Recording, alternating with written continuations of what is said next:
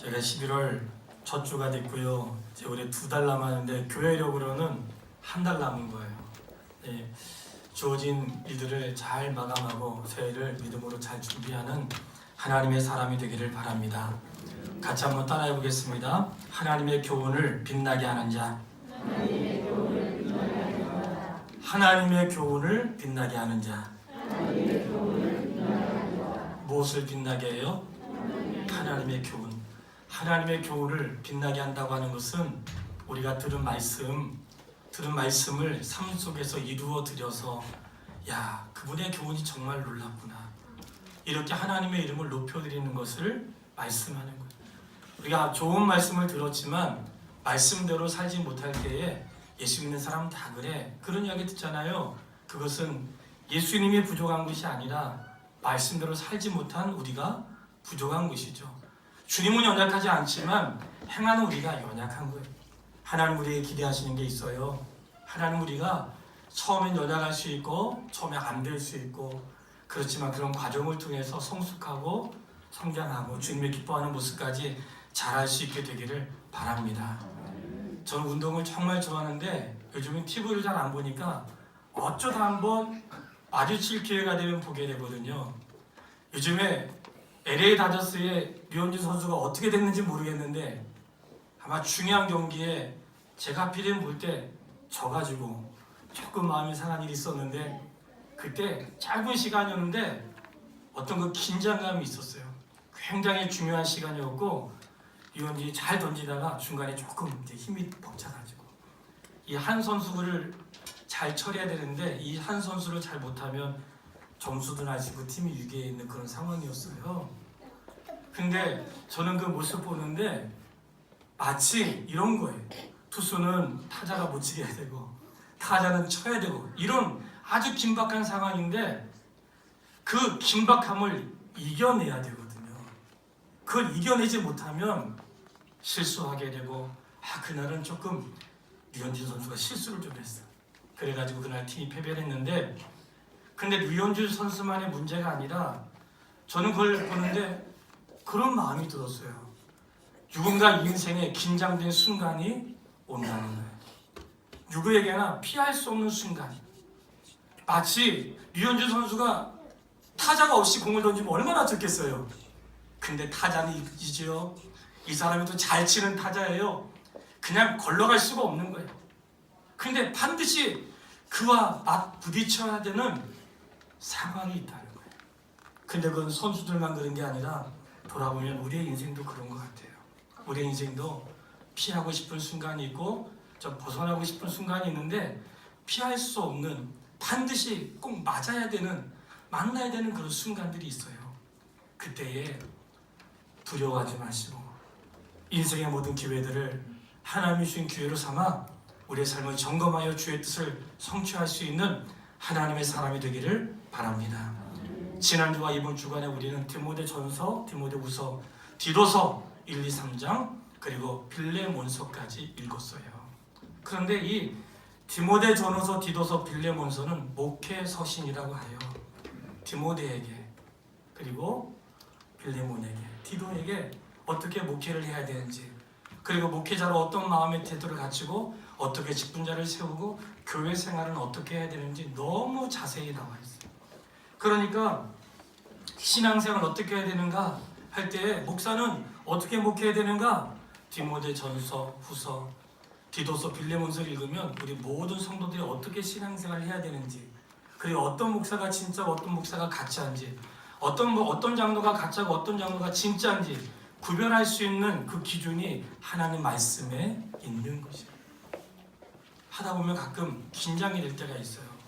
긴장이 되는데 어떤 긴장이냐면 꼭 누구하고 갈등 구조가 될 때가 있어요. 사람끼리 또는 일하는 사람끼리 또는 목사와 성도 사이에 또는 부부 사이에 뭔가 갈등이 될 수 있는 그런 갈등 구조가 있어요. 나는 갈등 만들기 싫은데 그런 구조가 될 수 있어요. 근데 곰곰이 생각해 보면 이 갈등이 사람에게서가 아니라 하나님 말씀에서 어긋날 때, 그때 너무나 큰 갈등이 이 안에 생기는 거예요.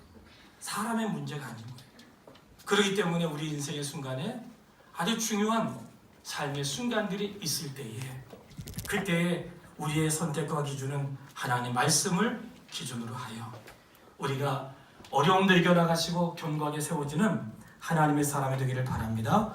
이번 주 읽었던 말씀 가운데 특별히 오늘은 디도서 중에서도 디도서 2장의 중심으로 하려고 하는데 디도서를 시작할 때 이렇게 말씀을 하세요. 부르심을 받은 모든 사람들은 전부 다 하나님께서 택하신 자라는 거예요. 누가 택하셨어요? 하나님 택하신 자. 그러니까 부르신 자는 전부 다 하나님이 택하신 거예요. 하나님의 교회는 내가 부르지 않는 자는 아버지께로 올 수 없다는 거예요. 그러니까 아버지께 왔다는 건 하나님이 부르셨다는 거예요. 내가 지금 교회 온 것도 내 발로 온 것 같지만 하나님이 내가 부르지 않으면 아버지께로 올 자가 아무도 없다는 거예요. 그럼 이 말씀 안에는 하나님의 교회에 온 발걸음, 모든 발걸음은 주의 부르심이 있었고 부르심 가운데 내가 그 자리에 있게 된 것이에요. 그 자리에 있어요. 있는데 디도에게 이렇게 말을 하는 거예요. 같은 믿음을 따라 나의 참 아들 된 디도에게. 자, 어떤 믿음이요? 어떤 믿음이요? 같은 믿음을 따라 나의 참 아들 된 디도에게. 사랑하는 여러분, 같은 믿음입니다. 같은 믿음. 같은 믿음이에요. 정신 차리세요. 다른 믿음이 아니에요. 아버지가 같잖아요. 예수님이 같고 성령이 같으셔. 우리가 믿는 하나님이 같으시고 예수 그리스도 안에서 형제가 같은 거예요. 같은 믿음. 그런데 같은 믿음이 아니라 다른 믿음의 소유자도 있기 때문에 같은 믿음을 따라 아들 된 디도에게. 그러니 우리는 같은 믿음의 사람들이 되어야 마땅한 것이에요. 같은 믿음을 가진 사람들이 모여서 같은 신앙을 고백하고 주 예수 그리스도가 말씀하셨던 말씀을 듣고 같은 하나님의 사람이 되었어요. 하나님의 사람이 되었는데 그 같은 믿음을 따라 모인 사람들에게 교회 직분자를 세워야 되잖아요. 그랬더니 직분자를 세우되 장로는 책망할 것이 없고 한 아내의 남편이며 방탕하다는 비난을 받거나 불순종하는 일이 없는 믿음의 자녀를 둔 자라야 할지니라. 그러니까 이게 교회 직분자가 된다는 것은 나만 잘하면 되는 게 아니고 교회에서도 본이 돼야 되지만 사회생활도 본이 돼야 되고 가정생활도 본이 돼야 되는 거예요. 심지어는 자녀들까지도 그렇게 되어야 한다. 감독에 대해서는 목사를 말하는 거예요. 근데 이 말씀 이미도 제가 한번 고백한 적이 있는데 또 나온 거야. 이 말씀이 디도에. 그러니 아주 미치겠어요. 디모데에게 한 번만 말씀하시면 그냥 지나갔을 텐데 디도에게도 말씀하시고 빌레몬에게도 말씀하세요. 감독자가 대해서 얘기할 때에 책망할 것이 없고 그 다음이 제 고집대로 하지 아니하며. 누구 고집이요? 목사 고집대로 하지 말라는 거예요. 자기 고집대로 하지 말고. 이 말씀은 목회는 목사의 고집과 기질로 하는 게 아니라 주의 말씀을 주차 하는 것이 되어야. 하나님의 교회에 대해 모든 직분자들에게 말씀할 때에 모든 직분자들에 대해서 할 때 공통점이 있어요. 그 공통점의 첫 번째는 가정을 잘 다스리는 자여야 하고, 그 다음에 공통점의 그 두 번째 특징은 교회의 선한 청지기가 되어야 하며. 어떤 청지기요? 선한 청지기. 먼저는 가정을 잘 다스리지 못하는 자가 어떻게 하나님의 교회와 성도를 교훈할 수 있냐는 거예요. 그렇기 때문에 가정을 잘 다스리고 그리고 하나님의 교회는 선한 청지기가 되어야 하고, 여기서 끝나는 게 아니에요. 사회생활에는 덕을 세우는 사람이 되어야 그 사람이 적어도 교회의 지도자로서의 자격이 있다는 거예요. 교회 지도자는 그저 교회당, 예배당에서만의 지도자라고 생각하면 안 돼요. 그는 가정에서도 존경받는 자 되어야 하고 내가 속해 있는 사회와 일터에서도 존경받는 사람이 되어야 됩니다. 흔히 요즘에 다 같은 목사가 아니고 다 같은 장로가 아니에요. 다 같은 그리스도인이 아니야. 오늘 직분자를 말할 때 이렇게 너희가 패역한 시대에서 하나님의 사람으로 흠이 없게 되기를 원하노라. 오늘 주님이 우리를 패역한 시대 가운데 구별하여 다른 그런 사람이 되기를 원한다. 그러니 그런 사람이 되어야 되는데 같은 믿음이 있어야 되는데 가끔 이 모든 목회 서신과 더불어서 이 바울의 서신서에는 등장하는 말씀이 있습니다. 그것이 뭐냐면 거짓 교사와 이단이에요. 이 거짓 교사와 이단이 초대교회도 굉장히 많은 갈등을 주었고 오늘날 한국교회도 갈등입니다. 이 갈등의 끝이 어디까지 갔는지 뭐가 진짜인지 구별하기 어렵고 심지어는 신학교조차도 장로교 이름을 달고 하니까 어디까지인지 모르겠어요. 어떻게 될지 모르겠어요. 그런데 거짓 교사들을 향하여 어미 꾸짖자. 왜 이렇게 말씀하셨을까 할 때에 어제 그 큰 기쁨의 교회 설립 예배 때 제가 축사를 맡았거든요. 축사에서 이런 얘기를 했습니다. 정말 축하할 일은 너가 나를 사랑하냐? 그러면 내 양을 먹이라. 그랬으니까 하나님이 설립되었다는 것은 목회할 양들이 있다는 것이니까 하나님이 양무리를 먹일 수 있는 그 교회를 준 것이 감사한 거죠. 무엇을 먹여야 되겠어요? 하나님의 바른 교훈을 먹여야 돼요. 하나님의 교훈을 먹어야 되는데 하나님의 교훈이 아니라 이 우리 사랑하는 성도님들이 저는 세월 속에서 이제 듣는 귀가 열렸다고 믿어요. 귀라고 하는 것은 이거예요. 말씀을 들을 때 아 그렇지. 근데 말씀이 아닌 걸 들을 때 이건 말씀이 아니네.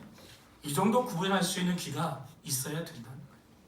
하나님 말씀을 들을 때 이거 가짜인데 이거 아닌데 다른 말씀인데 다른 교훈인데 우리가 들었던 말씀이 아니야. 양은 그의 음성을 듣지만 다른 목자의 음성을 듣지 않는다는 거예요. 근데 주의 자녀들이 너무나 주님의 음성보다는 다른 것 듣는 거에 너무 귀를 기울여.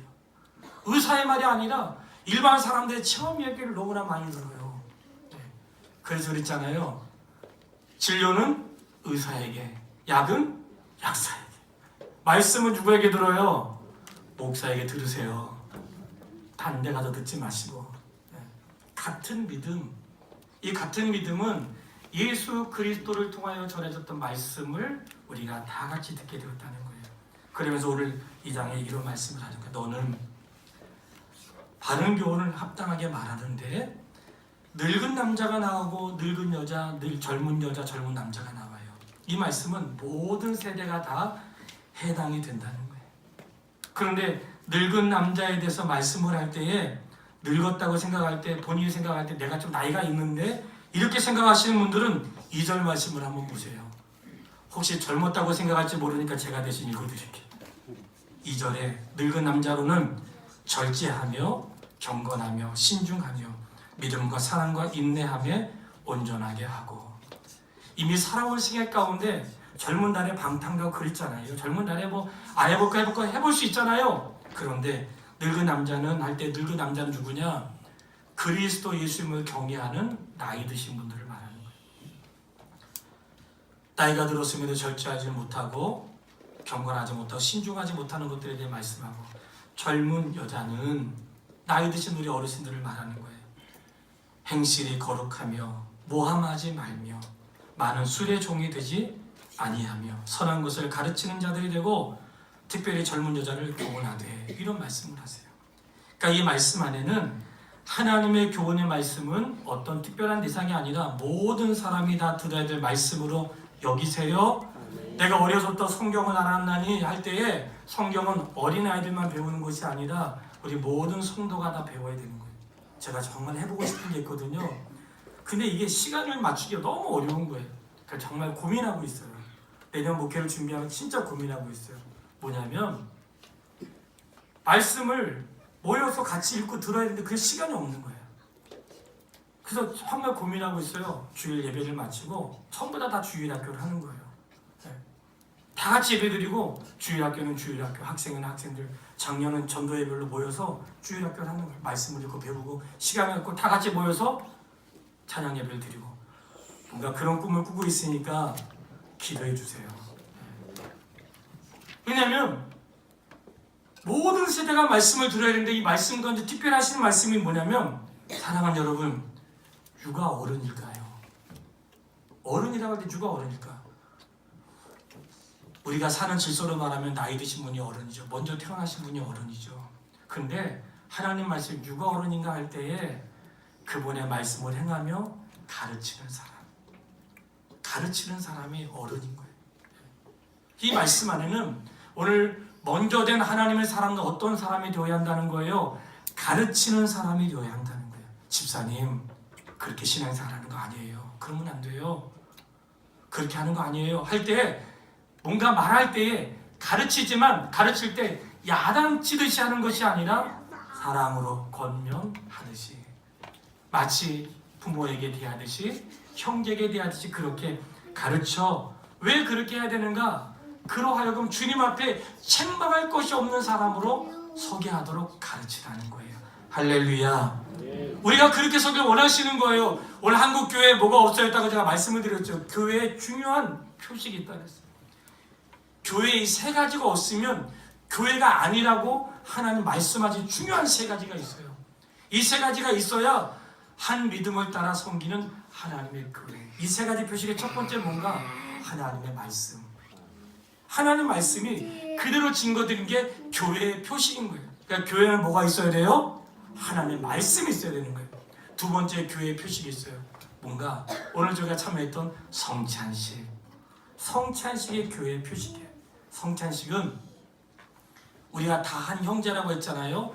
피가 다르고 삶은 다르지만 왜 한 형제인가? 우리가 모두 다 같이 예수 그리스도의 살을 먹었고 예수 그리스도의 피를 먹었고 실제로 먹은 것은 아니지만 상징적인 의미가 있는 거죠. 먹었고 이 말씀 안에는 교회의 머리가 예수님이시고 우리가 전부 다 그분의 지체잖아요.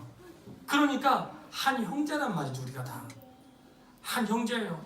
한 형제로 우리가 부르짖게 부름받았기 때문에 성찬에 참여함으로 우리가 한 형제 된 것을 고백하는 거예요. 할렐루야.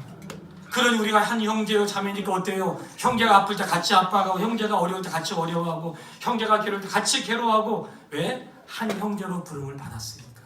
그래서 성찬에 참여해야 진짜 형제가 되는 거예요. 아 목사님 난 예수 믿는데 교회는 다니지 않고 예수 믿으면 안 되나요? 굉장히 좋겠죠? 네. 근데 죄송하게도 이런 거예요. 엄지손가락이 나는 엄지손가락 살고 싶은데 그냥 같이 붙어있고 싶진 않아. 떨어져 나갔어요. 살아야 죽어요? 죽는 거예요. 네. 그래서 신앙생활은 같이 해야 되는 거예요. 나 혼자 떨어져도 신앙생활 잘할 수 있죠? 아니에요. 그거는 교회를 모르는 거예요. 그건 교회가 아닙니다. 교회는 그리스도 예수를 몸으로 하여 다 지체로 있는 거기 때문에 혼자는 지체가 아니옵시다. 그거는 죽는 거예요. 나는 포도나무여 너희는 가지니 가지가 포도나무에 붙어 있어야 사는 거잖아요. 떨어져 있으면 잠깐은 살지만 죽는 거예요. 그렇기 때문에 그리스도 예수의 사람들이 왜 예배당에 모이는가? 그리스도의 몸이기 때문에 모이는 거예요. 모여서 그분의 사람을 하는데 오늘 말씀 뭐라 그래요? 이 말씀 가운데 왜 우리에게 목사는 그렇게 하고 장로는 그렇게 하고 집사는 그렇게 하고 교회의 사람들은 왜 그렇게 하고 늙은이와 젊은이와 가정에서 왜 그렇게 해야 되는가? 할 때에 5절의 답이 있어요. 우리 5절 말씀을 다 같이 한번 읽어보겠습니다. 다 같이 신중하며 순종하며 집안일을 잘하며 선하며 자기 남편에게 복종하게 하라. 이는 하나님의 말씀이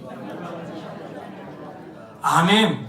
10절에도 답이 있어요. 10절 다 같이 훔치지 말고 오히려 모든 참된 신실성을 나타내게 하라. 이는 범사의 우리 구주 하나님의 교훈을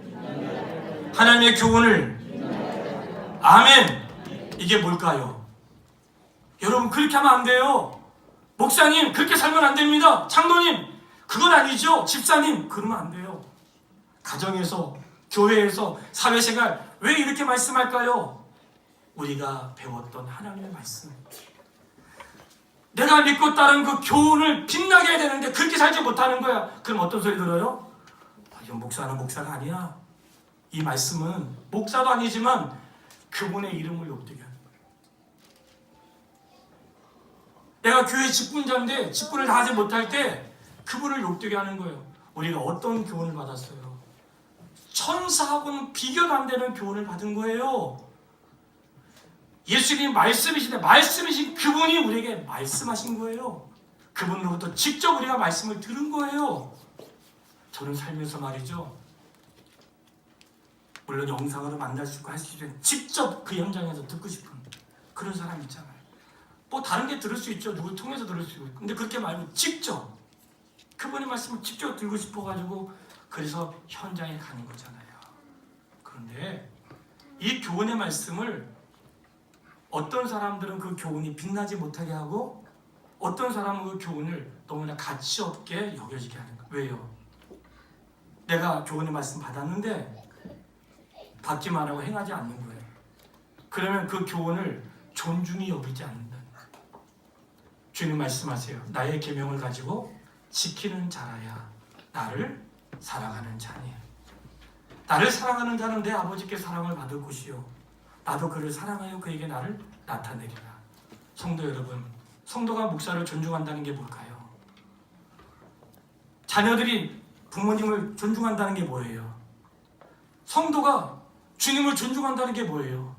그분의 말씀에 순종하는 겁니다. 그분의 말씀을 순종할 때 제가 주님을 존중합니다. 그런 거예요. 자녀가 부모님 말씀을 순종할 때 제가 부모님을 존중합니다. 이런 거예요. 순종하지 않는 건 존중하는 게 아니에요. 그렇다면 내가 예수님을 경외하는데 주의 말씀을 듣지 않아 존중하는 거 아닙니다. 그분의 말씀을 욕되게 하는 거예요. 근데 너무나 많은 하나님의 말씀의 구절이 너희의 빛을 사람 앞에 비추게 하여 너희 착한 행실을 보고 살아계신 하나님께 영광을 돌리게 하라. 우리를 비추고 싶어 하시는 것들이 너무나 많이 나와 있어요. 심지어는 너희 하나님의 사랑을 본받는 자가 되어 이렇게 된 것처럼 뭐 성경이 너무나 많이 말씀하고 있어요. 그러니 우리가 그분의 교훈을 빛나게 하는 것은 하나님의 거룩한 말씀을 들었다면 그 말씀을 행하는 하나님의 사람으로 서야 될 줄 믿습니다. 구원은 믿음으로 받는 것 확실하지만 구원의 은혜를 입은 사람은 삶으로 보답한다. 이번 주간에 열무김치하고 담갔더라고요. 제가 너무나 은혜가 돼가지고 제가 현장에 있지는 못했어요. 근데 하나님 말씀을 전하고 묵상하는 사람이니까 모든 일에 그런 건 아니에요. 특별히 하나님이 묵상을 또 하게 하실 때가 있어요. 그리고 어떤 건 생각해도 생각이 안 날 때도 있고요. 근데 생각하게 하시면 생각을 정리하는데 야 이번에 열무김치 담았는데 너무나 하나님의 말씀이 묵상이 되는 거예요. 네. 그래가지고 열심히 썼잖아요. 안 잊어버리려고. 열무김치를 담았는데 김치 그냥 담가요? 심어서 뽑아가지고 씻겨가지고 아무튼 절여서 담았잖아요. 담는데 그 다음이 중요해. 그 안에 들어가는 재료들이 있는데 이 재료들이 이 보통이 아니에요. 생강, 양파, 마늘, 고춧가루, 간장. 이 하나하나 생각하면 독특해요? 독특하지 않아요? 강해요? 강하지 않아요? 우리 성도하고 똑같은 거야. 완전히 우리의 삶 똑같아. 우리 성도 중에 보세요. 쉬운 사람 있어요? 없어요? 없어요. 말 못하니까 내가 대신 얘기할게요. 없어요. 만만한 사람 없어요. 어떤 사람은 생강, 어떤 사람은 고춧가루, 어떤 사람은 양파, 어떤 사람은 파, 마늘. 얼마나 쓰고 강해요. 그런데 말이죠. 이 하나하나가 너무나 강한데 이것들이 갈아져서 버무려져서 생강 맛이 안 나고 마늘 맛이 안 나고 고춧가루 맛이 안 나고 아주 기가 막힌 맛이 나는 거예요. 사랑하는 여러분, 신앙생활 어떻게 하는지 아세요? 마늘로 살면 안 됩니다. 생강으로 살면 안 돼요. 자기의 성품과 기질로 살면 안 돼요. 신앙생활은 옛날에 그렇게 살 수 있어. 내가 예수 믿지 않는 사람이라면 그렇게 사세요. 괜찮아. 예수 믿는 사람이라면 그렇게 살면 안 돼. 내 안에 사는 이 예수 그리스도니 나의 죽음도 유익합니다. 우리가 과거에는 예수 믿기 전에는 그렇게 생강처럼 마늘처럼 고춧가루처럼 그 독특한 삶을 살았던 거예요. 예수를 믿었어요. 예수님 안에서 내 삶이 녹아진 거예요. 씻겨지고 부서지고 깨지고 나는 없어진 거예요. 그리고 어우러지면서 그리스도의 맛이 나타나게 된 거예요. 그렇게 되었더니 생강은 살아있는데 생강 맛은 나는데 생강의 강함은 없어져. 마늘은 분명히 있는데 마늘은 없어. 고춧가루 분명히 있는데 그렇게 맵지가 않아. 이것이 그리스도인의 삶인 것입니다. 근데 그리스도의 삶에서 여전히 마늘로 생강으로 고춧가루 존재한다면 아직 그리스도의 사람인 것은 분명하지만 아직 갈아져야 되고 깨져야 되고 씻겨져야 되는 거죠. 오늘 하나님의 사람들이 하나님의 교회 가운데 그렇게 그리스도 안에서 사는 게 옳은 것이에요. 왜 그럴까요? 이제 내가 사는 게 아니야. 주님으로 사는 거예요. 이런 말씀들이 누구에게 권면하거나 할 때에 왜 그렇게 할까요? 마음에 구원받은 사람들의 부담감이라는 게 있어요. 목사에게는 정말 그런 부담감이 있습니다. 목사는 항상 모든 일에 봉사와 섬김과 말씀뿐만 아니라 모든 일에 돈이 돼야 될 부담이 있어요. 때로는 그 부담 때문에 억지로 하기도 하고 때로는 힘들지만 견디게 되고 때로는 즐거움을 하고 하다 보니까 더 충만해지고 여러 이유가 있지만 어쨌든 그런 부담감을 이기는 그 순간들을 통해서 내 삶이 경건해지고 삶의 성숙함이 일어나게 돼요. 그런데 오늘 결론의 말씀, 내가 그렇게 구원의 은혜를 입고 살고 싶은데 막 나도 그렇게 살고 싶지 않은데 또 목사로서 직분자로서 또는 가정에서 삶의 현장에서 그렇게 살고 싶은데 때로는 잘 안 될 때가 있어요. 그래서 오늘 주님이 말씀하신 거예요. 결론의 11절 말씀, 11절 말씀을 같이 한번 읽어보겠습니다. 모든 사람에게 구원을 주시는 하나님의 은혜가, 다시 한번 읽어볼게요. 시작. 모든 사람에게 구원을 주시는 하나님의 은혜가 뭐가 나타났어요? 뭐가 나타났어요? 할렐루야! 하나님의 은혜가 나타났어요. 모든 사람에게 구원을 주는 하나님의 은혜가 나타났어요. 하나님의 은혜가 내게 임하니까 경건하지 않은 것들은 버리게 되고 경건을 쫓아가게 되고 그 다음에 선한 일에 힘쓰는 자가 되더라는 거예요. 하나님의 은혜를 입을 때에 하나님의 은혜가 나타나니까 그렇게 되는 거예요. 내가 내 노력으로만 안 돼요. 내 의지로만 안 돼요. 하나님의 은혜가 내 안에 임하니까 쫓아내야 될 것들을 쫓아내고 따라갈 것도 쫓아가고 그리고 하나님의 나라에 대한 소망을 가지되 선한 일에 힘쓰는 자로 우리를 세워주었다는 거예요. 그래서 구원의 은혜도 부름받은 이후의 삶도 주님의 은혜로 사는 거예요. 하나님의 은혜가 나타나지 않았다면 우리는 강팍하다. 오늘 어떤 사람이 하나님의 말씀을 빛나게 하는 자가 될까요?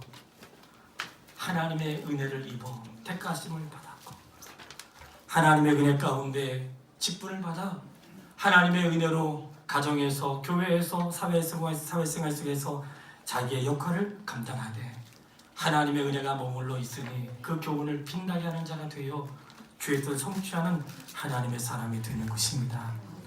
바라고 소원하는 것은 생강으로 존재하지 마십시오.